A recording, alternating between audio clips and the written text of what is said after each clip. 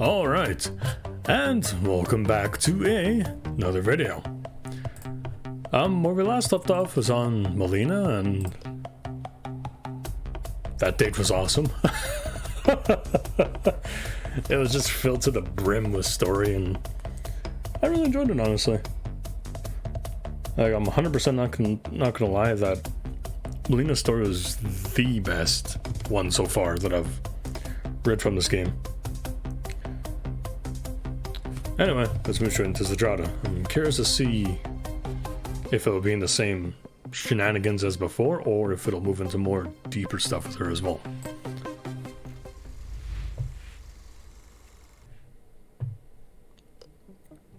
In light of recent events, Lucifer has called a house meeting over dinner. Of the demons who are attending, only Melina is missing. You've made extra rare Salisbury steaks in hope of placating some of the less happy demons, or at least giving them an outlet. The gnashing of meat does little to dissuade the Queen of Hell, whose voice cuts through the commotion like a knife. I've brought you all together tonight to speak on an important issue. As many of you now know, Lucifer inclines her head toward Cerberus, who does not read her gaze. Or in some cases have witnessed firsthand. The former archdemon of greed, Mammon, has been spotted in an area. Mammon is one of the 4 dethroned lords of hell, expelled by Justice and I some 600 years ago. That was back in the good old days. I remember I took an abandon the slothful in a winner-take-all punch-out. After their defeat, we stripped them of all but their most basic powers and shunned them out of hell and into the mortal plane. You can't be seriously concerned about Mammon. As far as the Akish records are concerned, she gave up without a fight after this decisive victory of justice over Abandon. If Cerberus and Taker can handle her, surely she poses no credible threat to the rest of us. Cerberus casts a miserable glance your way. Obviously, the rest of the assembled demons have yet to hear the specifics of your ill-fated last encounter with Mammon. On the contrary, the appearance of Mammon has me greatly concerned, more so even than the appearance of the other demon lords. Mammon's a coward through and through, which means her brashness is backed up by one or more of the other demon lords. But you said then, like, you stripped their powers away?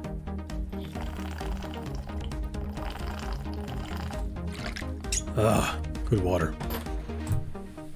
Oops. Even united, you could, how could they harm us? I actually really like that. Is it just me, or is there more tits in this third set of dates? I'm not the only one noticing that, am I? Because these are new, and you can definitely see they're new. Lucifer shakes her head. Though it pains me to admit it, I do not know. However, their leader, Sathanas, has an incredibly wrathful nature. Her spite is not to be underestimated, at any cost.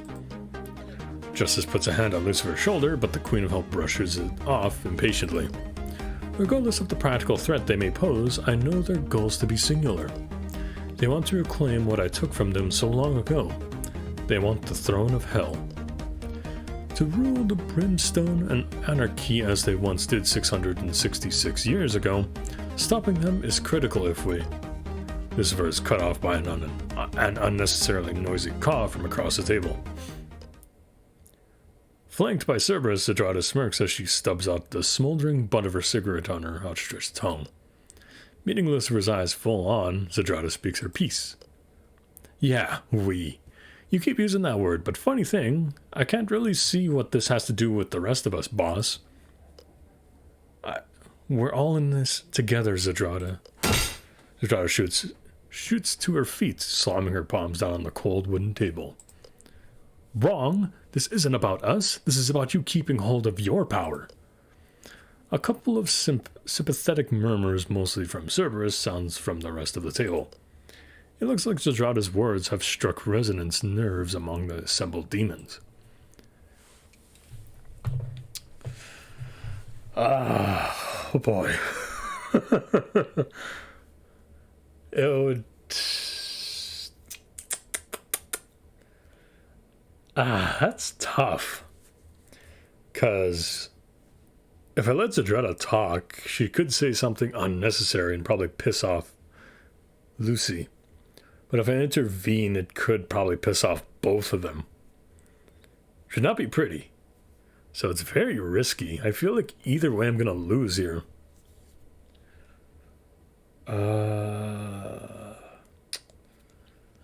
Damn. I guess... Shit.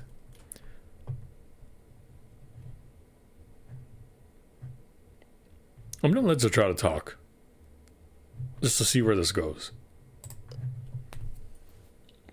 You sit back in your seat. Maybe under pressure from the table, Lucifer will let something slip. Before I took the throne of hell, there was nothing but anarchy. The 4 demon lords were content to let the rest of hell churn. A primordial cauldron where only the strong survived. Nobody asked you to come in and take over hell, you know. You and your cohort of all, though you were so forward-thinking. What? Cohort all thoughts. Ugh, fuck it. But the moment you actually got some power, it all went to your head. Well, you ungrateful whelp. Under my guidance, hell ran like the well-oiled machine. One was no longer the sole purveyor of right. Me and my sister's life weren't easier under your oh-so-benevolent rule. Far from empowering us, your insurrection stripped me of my only method of taking care of those around me. Zdrada sits back in their chair, arms folded defiantly. And now you want us to act as your shields? I ain't deaf, and I've heard the stories from your ascents to the throne. Let me assure you, I ain't planning on failing on any blade meant for you. Fuck that. And I don't take orders from falling despots. Despots? I don't know. Lucifer takes a deep breath. Turning away from Zdrada, she addresses the table at large. Assembled demons, leave the room. I wish to speak in private with Zdrada. Cerberus moves to protest, but is quickly silenced by the combined efforts of judgment and justice. Nodding to Lucifer, Justice sees the other demons exit the room. Read that sentence again, and see if you see something wrong with that. See if you see something wrong with that. Justice sees the other demons exit the room before squeezing your shoulder reassuringly. Try to keep him from throwing down in the kitchen, okay? It's my night to do the washing up. Oh, jeez. I'm gonna go grab some more water. I'll be right back. 1 second. Alright, I am back, and I am fully rehydrated again. Well, I got more of my hydration fluid, so let's continue. I have no idea why I said hydration fluid, I just got water. Leaving you feeling rather dramatically underprepared for whatever is about to happen, Justice leaves the room, closing the door behind her. Taking a deep breath, Lucifer addresses her staunch critic.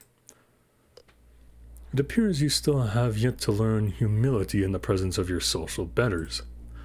Seeing as we have a common cause, I'm willing to let this slide this once. In exchange, you shall... The viper quick sweep of her hands, Zdrada hurls the glass of wine at Lucifer's head. Fortunately for both parties, her aim is off course. The glass misses Lucifer by a good 6 inches before hitting the far wall and exploding into crystalline shards. I shall. Do I always have exactly what I please? Lucifer jumps to her feet, her face burning red. See, this is what I was talking about. There's more tit shots in this, I'm just realizing. You can't deny that. I'm not complaining, I'm just saying, like, it's a lot more prominent in these days. Insubordination. If we were back in hell, I'd have you publicly flayed for such arrogance.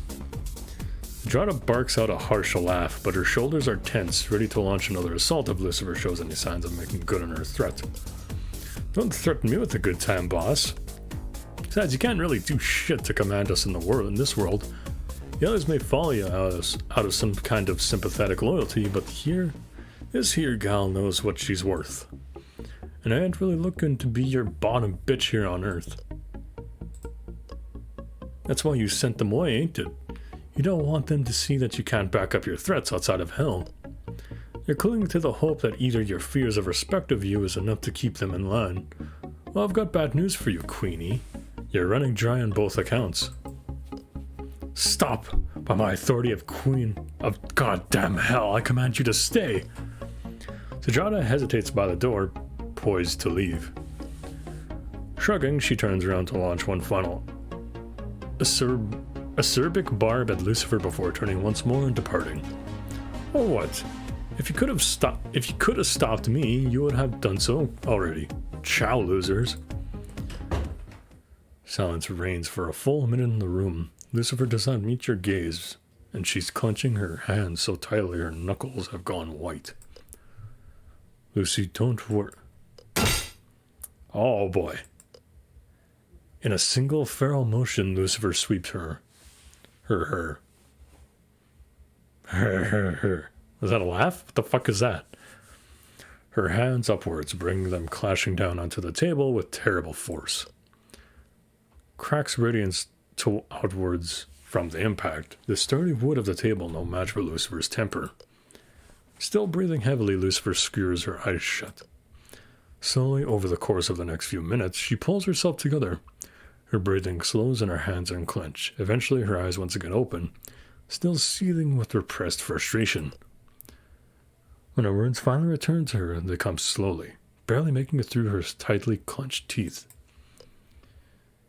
Oh boy. Impulsive as always.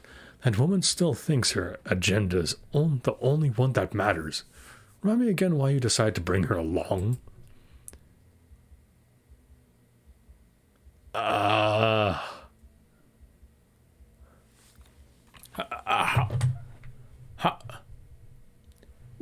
What am... Yeah.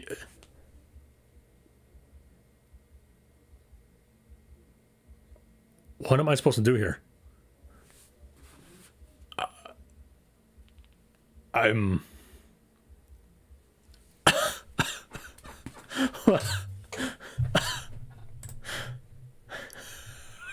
What am I supposed to do here? Jesus Christ.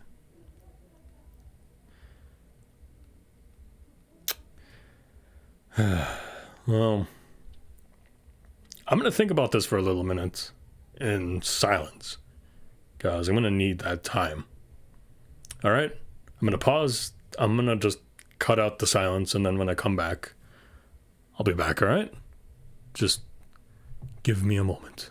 That's all I really ask for. Fuck it, I'll just pause the video. I mean, think about it for a little while. I think in this state here where she's about to go Super Saiyan, I don't think I can... I don't know what to do. Like, I legitimately can't decide one. Because one is actually, like, kind of funny. Like, I want to see where that goes, but I don't want to ruin it.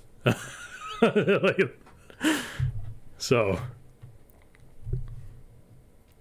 I'm going to go with the bottom one. Let's just try to calm her down. I'm not entirely sure what goes through her head half the time. She never shares her internal strife. Lucifer nods, finishing the thought. Unless she can inflict it upon those around her. A fact her sisters learned only too well. Still, this is excessive even for her. I could only wonder what's causing her to lash out like this. Truth be told, at any point it wouldn't concern me. However, recent events have caused me to evaluate my priorities. Are you talking about the existence of other demons on Earth? Indeed. We need to beware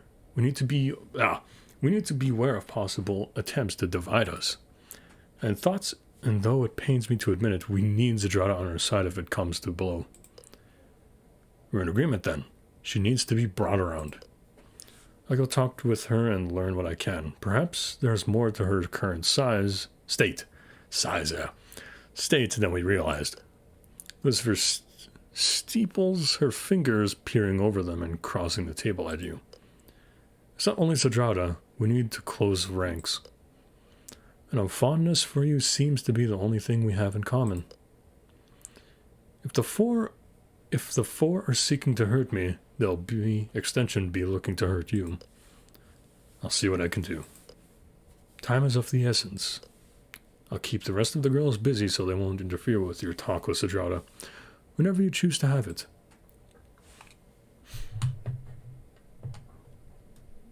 I mean, isn't that a little no-brainer? It would be best to do that now because everyone's kind of doing something. I don't think there's no reason to not hold it off. I might as well tackle the largest problem first. I'll head out to talk to Zdrada. Pausing only to place your dishes into the dishwasher, you once more make your way out to Zdrada's old camper. Stopping a foot out from the entrance, you extend your hand and rap politely on the paint-chipped frame of the screen door. Zdrada, you and I need to have a little talk. This time, no answer comes from the disheveled abode. Curious, you peer inside one of the windows. Zdrada is nowhere to be seen. The only sign of her is a cigarette butt poking out of an overflowing ashtray. Still gleaming and smoking a trail of wispy gray gently upward to join the smoggy miasma that perpetually clouds the roof of Zdrada's living space. This one's giving me a lot of choices. Persevere. Wincing at the squeak the rusty hinges make, you push your door aside and enter the camper. You pick your way over the carpet of knickknacks and rubbish, investigating what little mystery the camper can hold. Is that new artwork? Looks pretty nice. It doesn't take long before your initial suspicion is confirmed. Zdrada is absent from the camper. You poke around a little more, looking for any clues to her current location when something catches your eye. A covered object roughly the size of a small tea kettle stands at the center of an unusually clear table. Curiously overcoming you, you turn towards it, reaching for the small sackcloth obscuring the item from your view. Without warning, a horrible scooching sound like someone's cutting through the sheet metal of a pair of scissors thunders throughout the cabin. You lower yourself to the ground, trying to minimize the sound by clamping your hands over your ears, but the horrible sound pierces right through your hands as though they weren't even there, lashing you with wave after wave of noise. Then, as suddenly as it started, the sound disperses, leaving the room in relative quiet. 5 deep marks have been gorged into the window of the camper. The parallel lines have been cut deep into the glass, almost as if, with dawning comprehension, you put your own hand up to the markings, comparing them. The cuts mirror your fingers in shape if not in size, confirming your theory. Something has been marked, something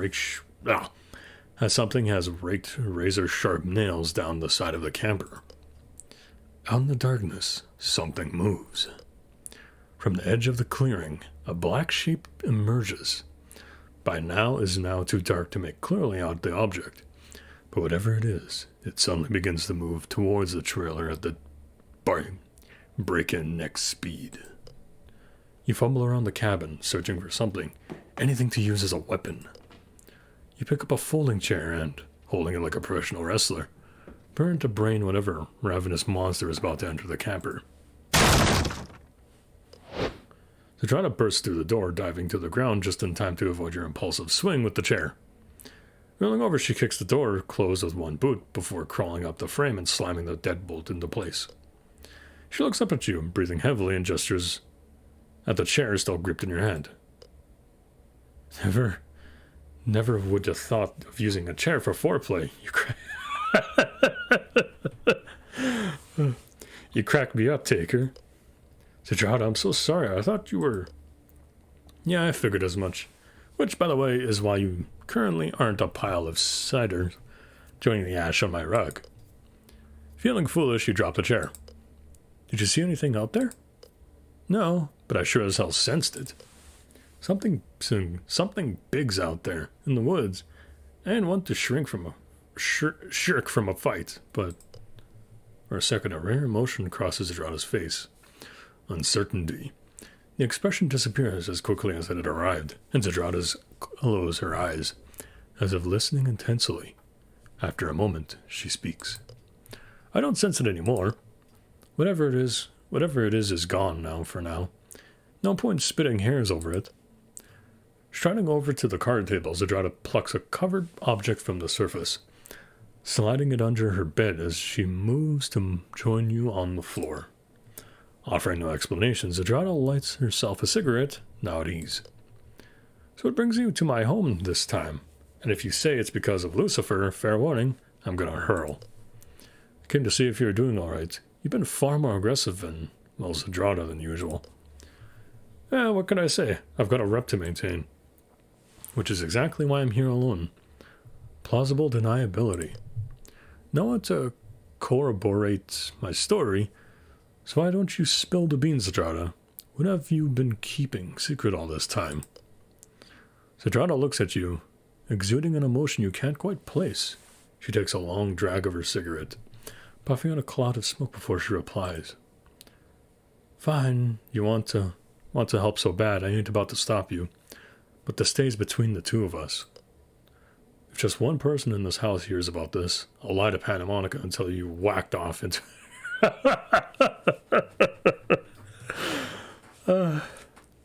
Zdrada isn't my favorite, but she's fucking funny. I'll say that. But every time I do another date with a character, they grow on me more.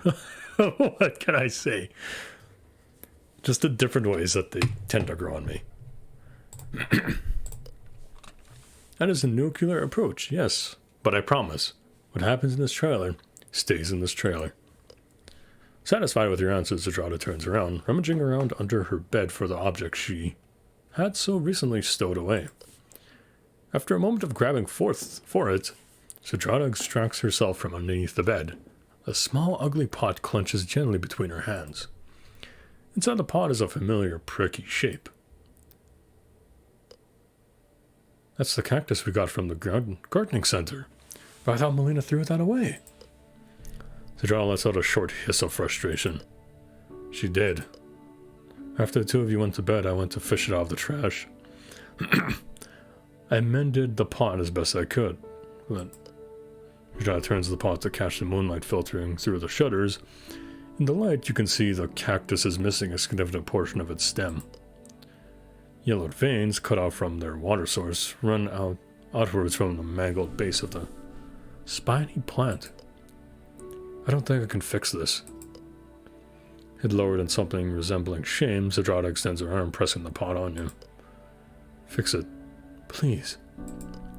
I've been trying, but I'm not good at keeping things alive. Must be messing up somehow, but... You can save it, right? Gingerly, you take the ill-mended little pot from Zdrada and peer at the plant inside. The little cactus isn't doing too well. The impact from Melina throwing it against the wall had ruptured its stem, nearly cutting it in two. While both halves are still connected by a thin band of fiber, it was obvious, even to an untrained eye, that the cacti's time on this planet was coming to an end. It's dying. Don't you think I can see that? I've tried everything. Everything! Herbal remedies, sunshine, experimental fertilizer, but it just keeps dying. Is it too much to ask for something that'll stay with me?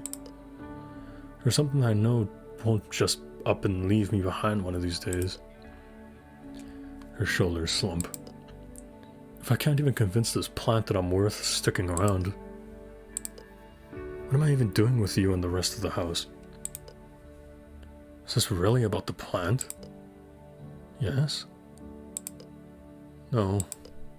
Ugh, this is so confusing. I'm not used to this sort of self-reflection. Huh? A heavy impact startled Zdrada out of her meditation. Both of you turned towards the entrance and the trailer. The door rattles with another thump. Strange, Lucifer told me she was taking the rest of the girls out of their way. Is there an emergency at the house? You reach for the door and Zdrada shoots to her feet, her eyes suddenly wide with alarm. Take away, don't open that! Too late. The door's already part ways open by the time you catch what Zdrada's trying to tell you. Your attempt to reseal the door are interrupted by a slender hand forcing its way through the open crack.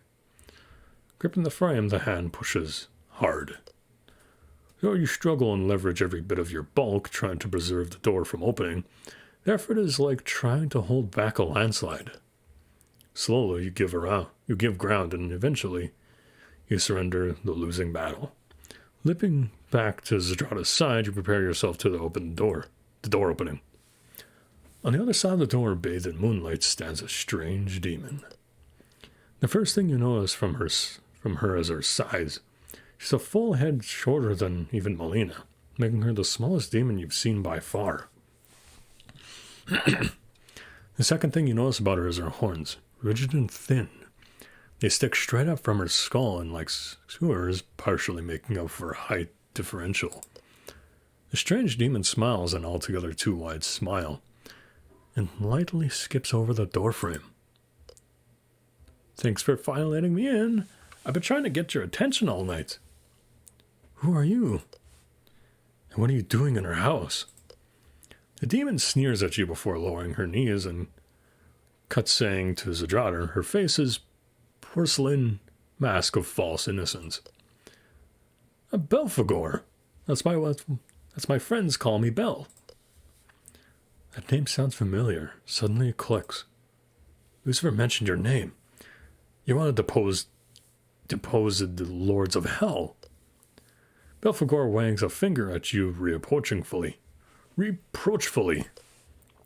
Up. Introduce yourself to a lady before you start groveling to her feet, gorilla man. Who does this brat think she is? Helltaker, the hell is silent. And Zdrada is cut short by Belphegor, who twirls excitedly on the spot. Zdrada, I know. I used to tune into your fights on the Hellivision. You're quite the pit brawler back in the day. A girl after my own heart. Really? Thanks. You aren't liking this. Every moment Belphegor spends talking is a moment a trap could be closing around you. You decide to get to the point. Come to deliver some kind of threat, then? If that's the case, you should have brought the rest of your cronies. Don't need them. I'm more than enough to take all you guys on. Striding forward, Zdrada leans over, patting the demon on the head as one would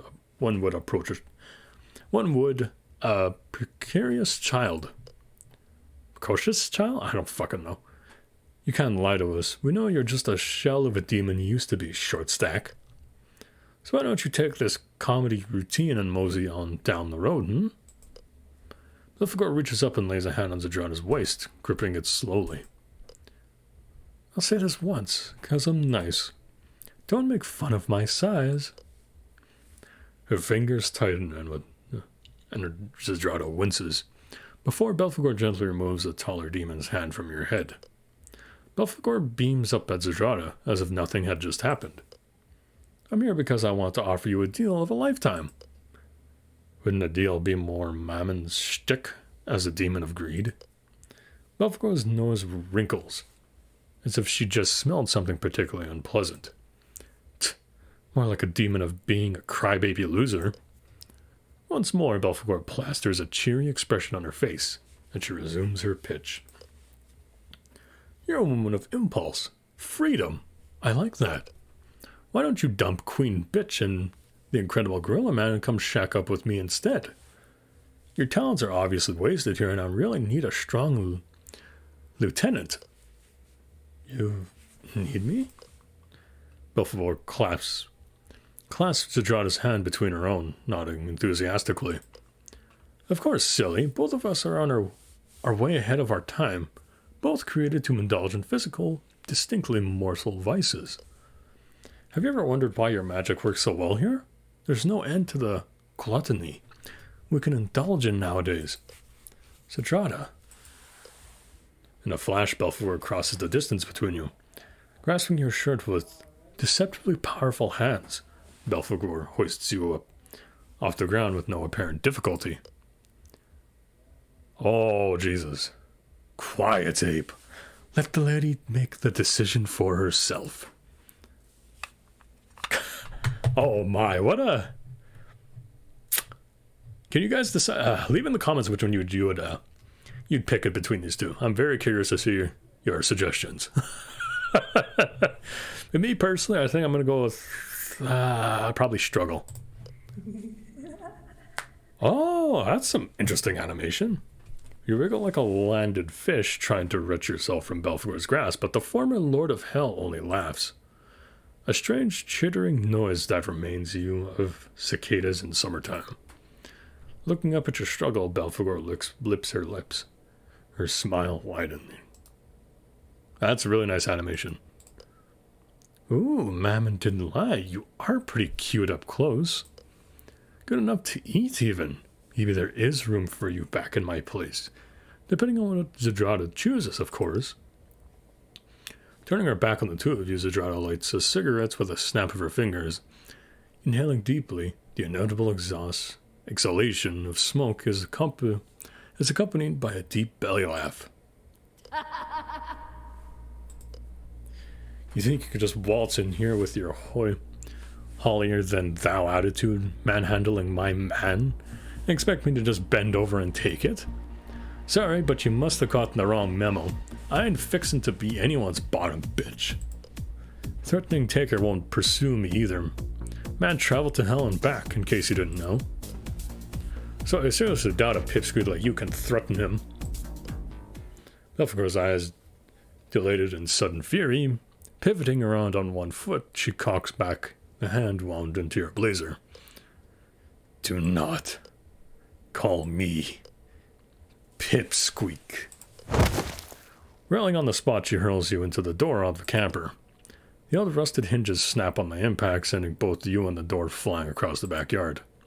You hit the ground with a thump and roll several times before you manage to arrest your momentum. You manage to get your bearings and look back at the camper where Belphegor is peering curiously out at you. Steam is boiling off Zdrada's hand. You can tell she's only seconds away from launching an offensive of her own. I hope I didn't mash him up too badly. I hate picking shards of bone off of my meat. Eat shit, damn. She's pissed. Flame cloaks Zdrada's hand, coalescing into a small nova in her right palm. Rolling her shoulders, Zdrada sweeps her arm forward, sending the ball of flame blazing towards Belphegor. Aw, protecting your man? How cute!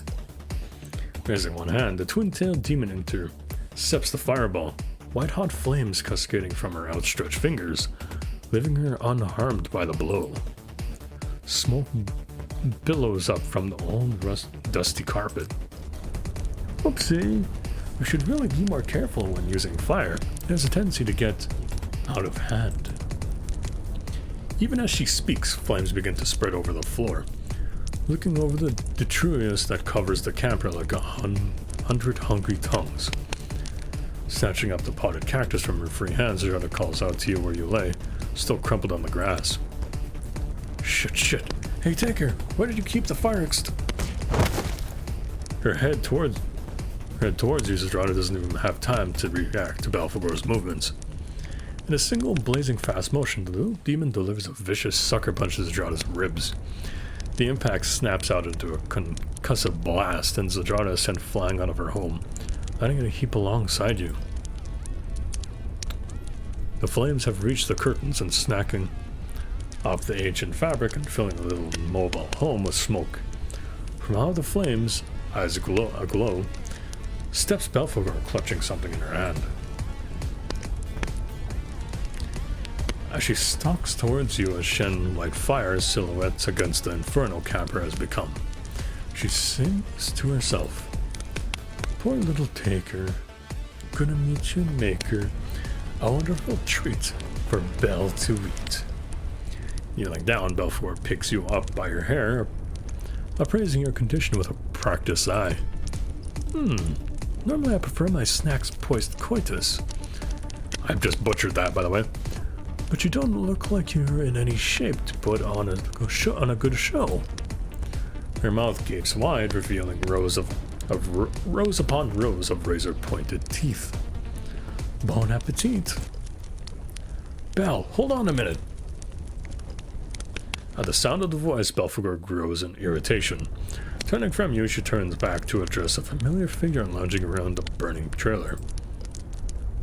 Oh, the weakling wants to step in and stop me from having my fun? You're welcome to come and try it, Mammon. We have new orders from the boss. She says the man might be useful in negotiations.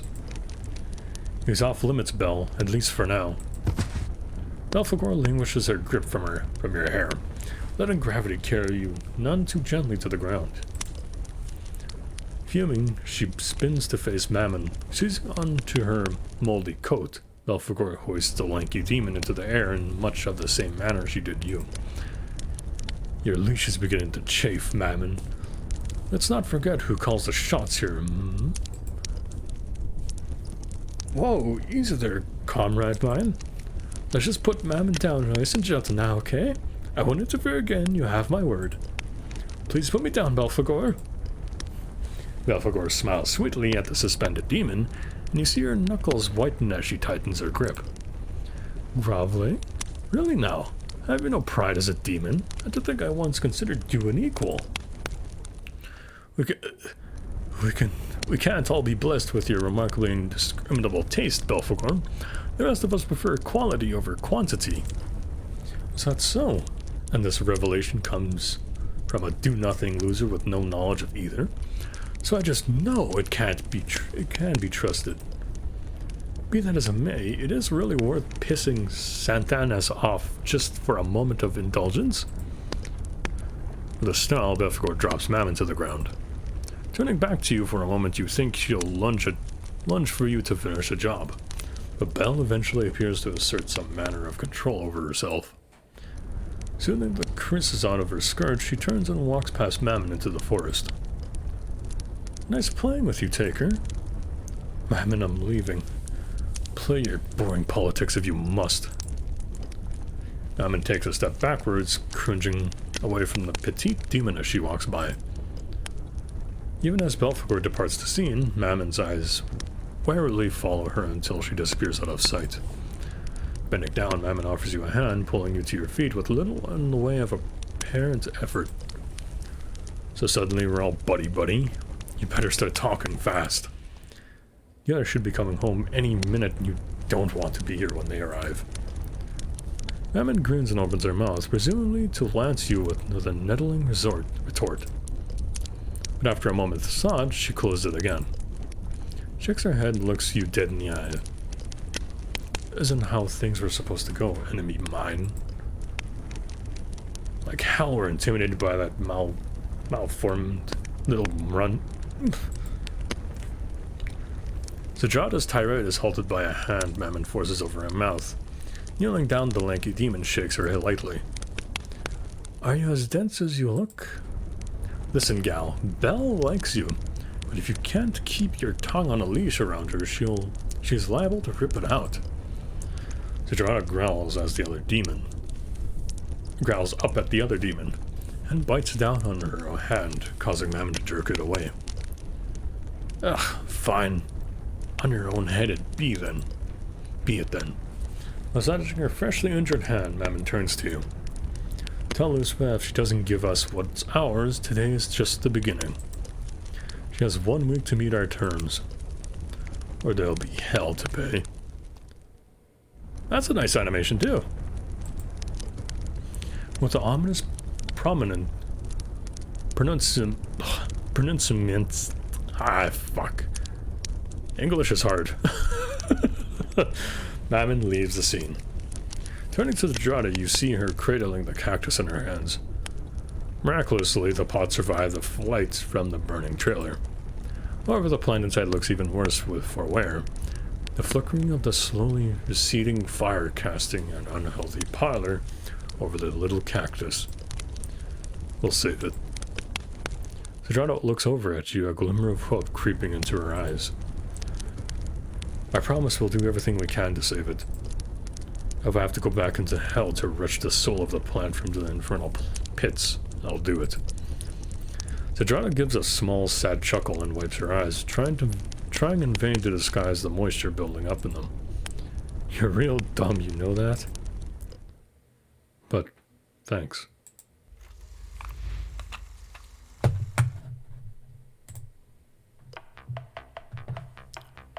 That one was... Oh, these are damn good, man. I am really enjoying this. I have no idea I'm gonna I have no idea how I'm going to title this, but I'll figure out something. But with anything, the next stage will be with Azazel. And then moving on to another character that I really like. Anyway, all my social media is down in the description. You want to go check me out there. And if you like the video, it does really help me out. And maybe you could leave a subscribe too. I'd appreciate it. But anyway, with everything like that, I just want to say thank you all for watching. And I'll see you guys in the next time. That works. Have a good day.